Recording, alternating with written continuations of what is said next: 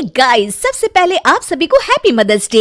इस mother's day को और भी स्पेशल बनाइए हेलो ऐप के साथ और पार्टिसिपेट कीजिए सुपर मॉम चैलेंज में। बस पोस्ट कीजिए आपकी सुपर मॉम का फोटो एमवी फीचर के जरिए और दिखाइए सारी दुनिया को कि आपकी माँ सुपर मॉम है। तो देर किस बात की है, जाइए डाउनलोड कीजिए हेलो ऐप और शेयर करो आपकी feelings for your super mom with friends and family.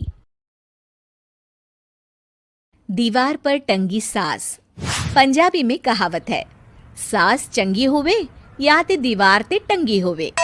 Sangeeta की शादी भी एक ऐसे ही घर में होती है जहां उसकी सास दीवार पर टंगी होती है। ससुर और पति शादी के पहले दिन उसे सास के फोटो के सामने ले जाते हैं, जहां ससुर जी कहते हैं, बेटा संगीता, ये तुम्हारी सास थी, बहुत नेक और भली, लेकिन थोड़ी गुस्सैल थी। गुस्सा आने पर सब तहस नहस कर देती थी, पर अब ये इस दुनिया में नहीं है। हाँ संगीता, माँ होती तो तुम इनकी कोई बात टाल नहीं सकती थी, वरना तो माँ घर में भूचाल ले आती। संगीता मन में खुश होती है कि अच्छा है कि ऐसी औरत अब इस घर में नहीं है, लेकिन दिखावे के लिए वो जैसे ही सास की फोटो के सामने हाथ जोड़कर खड़ी होती है, ये क्या? सास उसे देखकर मुस्कुराने लगी। संगीता आंखों को मलकर एक बार फिर से देखती है, लेकिन फिर सास के चेहरे का भाव, भंगिमा यानी एक्सप्रेशन बिल्कुल बदले होते हैं। वो अपने पति और ससुर को कहती है, माँ की तस्वीर तो स्माइल कर रही है। ना बेटी, ये कैसे संभव है? जरूर तुम्हें कोई गलती हुई होगी, ऐसा कैसे हो सकता है? लगता है तुम शादी की सारी फॉर्मेलिटी करते करते थक गई हो, तुम्हें आराम की जरूरत है संगीता। खैर, सारे संगीता की बात को इग्नोर कर कमरे में चले जाते हैं। वैसे सास की फोटो पर एक्सप्रेशन एक के बाद एक बदलते ही रहते हैं। सुबह होती है, पति और ससुर को काम पर भेजकर संगीता कमरे की सफाई करने में लग जाती है कि तभी उसे आवाज आती है, टेबल ठीक से साफ करो। ऐसे भी कोई टेबल साफ करता है? इससे अच्छा तो ये गंदा ही था। किसी औरत की आवाज सुन संगीता दंग रह जाती है और सोचने लगती है कि आवाज कहाँ से आई। आवाज को नजरअंदाज कर वो फिर से अपना काम करना शुरू करती है, लेकिन इस बार तो आवाज बिल्कुल उसके कान के पास से आती है। मेरा घर है ये, जब तक मैं थी चमका कर रखती थी, हर एक चीज शीशे की तरह थी। तुम्हें तो ना सफाई आती है ना कुछ पता है। क्यों तुम्हें मेरे घर की जिम्मेदारी दे दी गई है? पता नहीं तुम में मेरे बेटे को क्या दिखाई दिया। मैं होती तो एक से बढ़कर एक लड़कियों की लाइन लगा देती। अब संगीता को समझने में देर नहीं लगी कि ये आवाज किसी और की नहीं बल्कि उसकी सास की है, जो दीवार पर टंगी है। वो उसके पास जाती है और कहती है, नमस्ते सासू माँ, मुझे तो कल ही लग रहा था कि दीवार में कुछ काला है। वो दीवार नहीं, दाल होती है पगली। सही पकड़े हैं सासू माँ। तो क्या हो गया आपको जो आप यहाँ भी चैन से नहीं बैठी हैं? सुना मैंने आपका व्यवहार काफी गुस्से वाला था। चुप रह तू, ज्यादा बकर बकर ना कर। घर का काम करना तो आता नहीं, आई है मुझसे बहस करने। हाँ देखिए सासू माँ, मैं आपसे साफ साफ कह देती हूँ, मुझसे पंगा लेने की कोशिश मत करिएगा। तभी पीछे से संगीता का पति आता है। अरे संगीता, किससे बात कर रही हो? कौन है वहाँ? संगीता की सास की फोटो फिर से पहले जैसी हो जाती है। आपकी माँ से कह रही थी कि मुझे काम करना आता। अरे संगीता, माना सास के ताने हर बहू को अच्छे लगते हैं, लेकिन यहाँ तो माँ है ही नहीं, तुम तो फोटो से ही। तुम भी लाजवाब हो संगीता। किसी को विश्वास नहीं होता कि संगीता अपनी मरी हुई सास की फोटो से बात करती है। वहीं आए दिन संगीता की सास संगीता को किसी न किसी बात पर आते जाते ताने देती। संगीता को भी अब सास के तानों और उनसे बात करने की आदत हो गई। वो कभी खानदान की कहानी तो कभी तीज त्योहार कैसे मनाए या किसी व्यंजन की रेसिपी सास से ही पूछती। सारा दिन घर में अकेली संगीता की सास अब उसके लिए तानों के साथ पक्की साथी की तरह भी रहने लगी थी, जो किसी और को नहीं बल्कि संगीता को ही सुनाई देती। तो देखा आपने, सास बहू का रिश्ता हर रिश्ते से ऊपर होता है, फिर चाहे वो खट्टा हो या मीठा।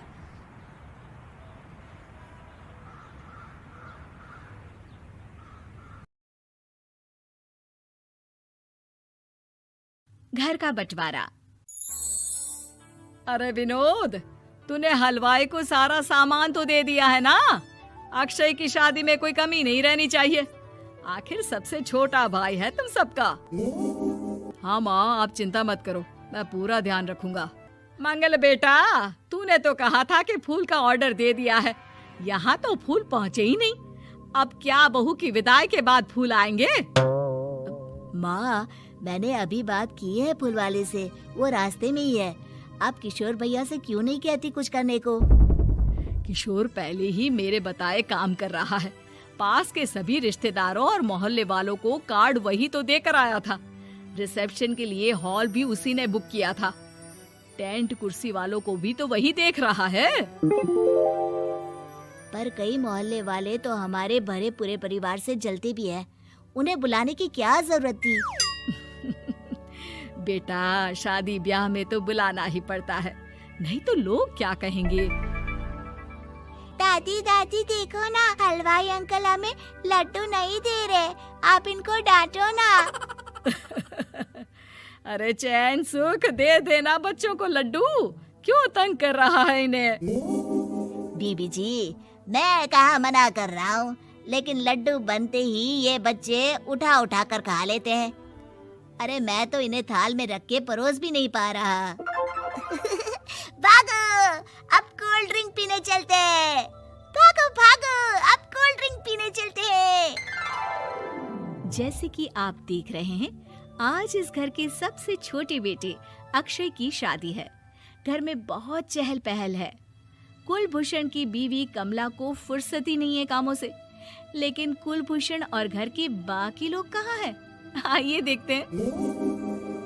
अजी, आप यहाँ आराम से बैठकर गाने सुन रहे हो और घर में अभी तक इतने काम बचे हैं करने को। अरे भाई, मेरे सबसे छोटे बेटे की शादी है, इसके बाद तो मैं अब चिंता मुक्त हो ही जाऊंगा।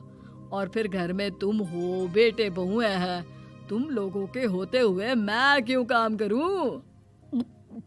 मैं तो शान से बेटे की शादी में जाऊंगा तैयार होकर। अरे ठीक है, अब आप आराम ही कीजिए। एक बार अभिषेक की बीवी आ जाए, फिर मैं भी आराम करूंगी और मेरी चारों बहुएं पूरे घर की जिम्मेदारियां संभाल लेगी। इतना कहकर कमला वापस अपने काम में लग जाती है। बेटा भी, तू अब तक तैयार नहीं हुआ? किससे बात कर रहा है फोन पर? तैयार कैसे हूँ? सैलून जाने से तो आपने मना किया है, क्योंकि मुझे हल्दी लग चुकी है। भाभीयों को देखो, सुबह से पार्लर में है। अक्षय की शादी हो जाती है और नंदिता बहू बनकर घर आ जाती है, लेकिन इस घर की खुशियों को मानो किसी की नजर लग गई थी। नंदिता के आने के बाद आए दिन घर की शांति भंग होती रहती। अपने माँ बाप की इकलौती बेटी को इतने बड़े परिवार की जिम्मेदारियां कहाँ संभालनी थी। अभी देखो ना, मेरे हाथों की मेहंदी भी अभी नहीं उतरी है और तुम्हारी मम्मी ने मुझे घर के कामों में लगा दिया। मैंने सोचा था कि घर की सबसे छोटी बहू होने के कारण मुझे सब पलकों पर बिठा के रखेंगे, पर यहाँ तो पलक झपकने की भी फुर्सत नहीं मिलती। देखो नंदू, शादी के पहले ही मेरे घर वालों ने तुम्हें और तुम्हारे पेरेंट्स को बता दिया था कि मैं जॉइंट फैमिली में रहता हूँ, तो फिर अब ये शिकायत क्यों? और फिर तुमसे पहले मेरी भाभियाँ भी तो आई थी शादी करके, उन्होंने तो कभी कुछ नहीं कहा। नंदिता तब तो चुप हो जाती है, लेकिन ऐसा बहुत दिनों तक नहीं चलता। अरे नंदिता, माँ बाबूजी की दवाई का टाइम हो गया है, उन्हें दवाई दे आओ और उसके बाद सबके लिए नाश्ता बना देना। पर भाभी, मैं तो अभी अपना फेवरेट सीरियल देख रही हूँ, प्लीज मेरी जगह आप कर लो ना ये काम। ठीक है, मैं तेरी जगह माँ बाबूजी को दवाई दे आती हूँ और नाश्ता बना लेती हूँ। तू मेरी जगह पूरे घर की डस्टिंग करके 5 बच्चों को स्कूल के लिए तैयार करके भेज देना और दोपहर का खाना बनाने के बाद कपड़े धोकर सुखा देना। उसके बाद हम दोनों मिलकर बाजार जाकर सब्जी ले आएंगे, फिर डिनर की तैयारी कर लेंगे और उसके बाद बस बस भाभी, मैं माँ बाबूजी को दवाई देकर सबके लिए नाश्ता बना देती हूँ। ये भगवान, ये कहाँ लाकर फंसा दिया मुझे। मेरे घर में तो गिनती की 8 रोटियां और 2 सब्जी बनती थी और नाश्ता निपट जाता था। यहाँ तो रोटियों का ढेर और सब्जियां बड़े बड़े पतीलों में बनानी पड़ती है। नाश्ता बनते बनते लंच का टाइम हो जाता है और लंच बनते बनते डिनर का। अभी मुझ में तुम्हारे पूरे परिवार का नखरा उठाने की और ताकत नहीं बची। मैं ऐसे नहीं रह सकती। अरे तो क्या चाहती हो तुम? मुझे अलग रहना है बस। तो ठीक है, हम कल ही शिफ्ट हो जाएंगे किराए के घर में। इतना बड़ा घर होते हुए हम किराए पे क्यों रहेंगे? ना जी ना, घर में ही दीवार खड़ी करो अपने हिस्से के आगे। घर के साथ साथ घर की खुशियों में भी दीवार खींच जाती है। ऐसे ही कई महीने बीत जाते हैं और नंदिता माँ बन जाती है। बच्चे के आने से अभिषेक के कंधों पर खर्चों का बोझ आ पड़ता है।